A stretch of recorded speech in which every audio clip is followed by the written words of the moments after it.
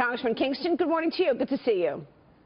Good morning to you, Maria. I want to be on that list too, Kevin. I don't know how you do it, but oh my goodness. I want to work it. No, well, you're there already. But look, Congressman, isn't it amazing that Trump is certainly doing a lot before his inauguration? What's your take on this?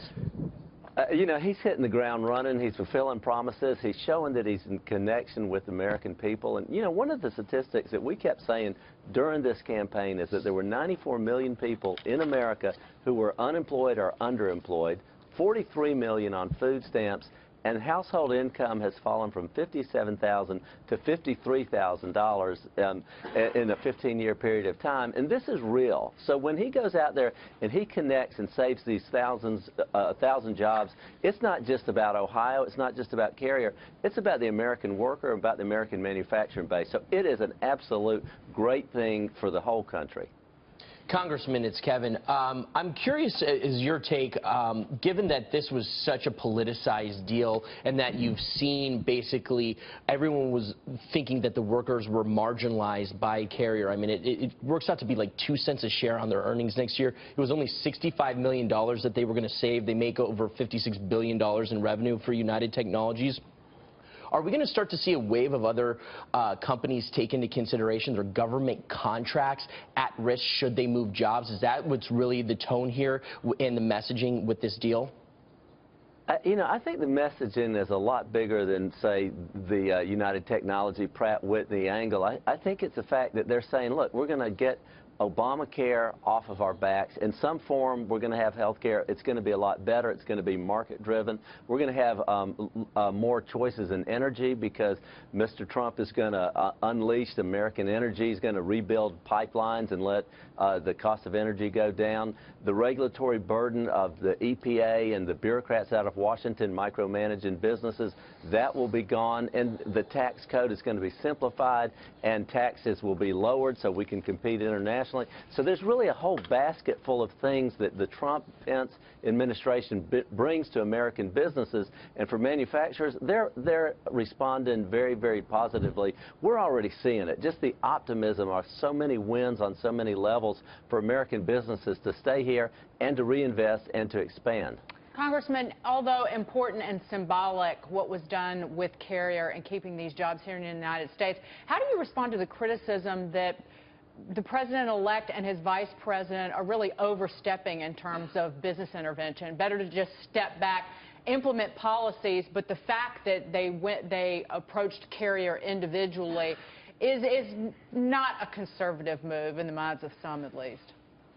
It's not, and I have a degree in economics, and I know that the best macro approach is to just say, let's have good policy so that the system can work, and I think you're going to see a lot of that. But I also want to point out something that Marcy Kaptur, a veteran congresswoman from Ohio, made this statement yesterday. She said Hillary Clinton came to her district and stood out on the busiest corner of an Amtrak station in Toledo and did not talk about infrastructure. She talked about Warren Buffett. And Marcy Kaptur said, nobody knows who Warren Buffett is, but that was the Hillary Clinton message, whereas the Donald Trump message was, your jobs are real, your jobs and your lives are relevant to me, and we're going to make changes that are going to be better for you. And so it's such an immediate connection with the American people. But I do think from a macro level, lower cost energy, a better regulatory burden, a better tax structure is going to make all these businesses say, that's what we really want in the big picture. Yeah, I had that thought myself, kind of thinking, well, if Obama had done something like this, maybe we would be saying, don't intervene just because it's Trump and it's that kind of job, it's the manufacturing job. People have a different view. Yeah. Well, I mean, but that's the point. I mean, Congressman, you bring up the point that I think has changed this election and this whole campaign, and that is small business and mid-cap businesses are desperate for these economics and a plan where you are getting these kinds of incentives to actually keep business in the U.S. Yesterday, we spoke with the president-elect's picks for Treasury Secretary, Steven Mnuchin, and he also talked about the desire to bring back jobs to the U.S. Listen to what he had to say.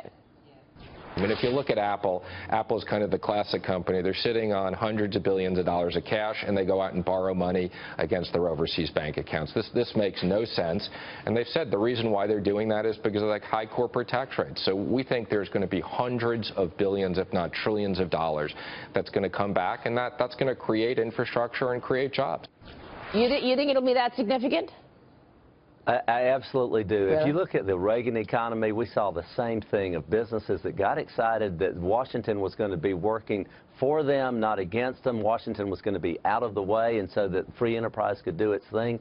And that's what makes the economy tick. And I'd say Carrier is more of a byproduct of the new optimism and the new regulatory environment rather than, you know, the centerpiece of it. It's really just a byproduct, and it's a very good byproduct. I always love hearing more than creating jobs, allowing jobs to be created. More, absolutely. my view. I think it's important to note actually, that should be applied to the infrastructure plan. Is that rather than talking about like a real conservative, and Art Laffer has expressed this repeatedly, don't look at infrastructure spending as a jobs bill. That is the wrong way to approach it. If you're going to spend on infrastructure, it should be to make doing business easier in this country and to facilitate those jobs created by actual businesses, not the government. Yeah, and that's what they also talked about yesterday, this infrastructure plan where they're going to be putting not only investments, money to work, but jobs, creating new jobs within construction. Commerce Secretary Selection Wilbur Ross was here yesterday. He talked about also privatizing Fannie Mae and Freddie Mac as part of the economic plan. Listen. The average small bank now has more compliance people than lending officers. That's not the way to run a bank. Government is not the right way to allocate capital. Private sector is the right way. Look at Fannie and Freddie, the two things that government had the most influence on. They're not exactly role models. So what do you think about that? Do you think that's possible? I mean, right after Wilbur Ross said that, Stephen Mnuchin jumped in and said, we are definitely taking Fannie and Freddie out of government. We're going to privatize these two institutions, which is a big job. They're enormous.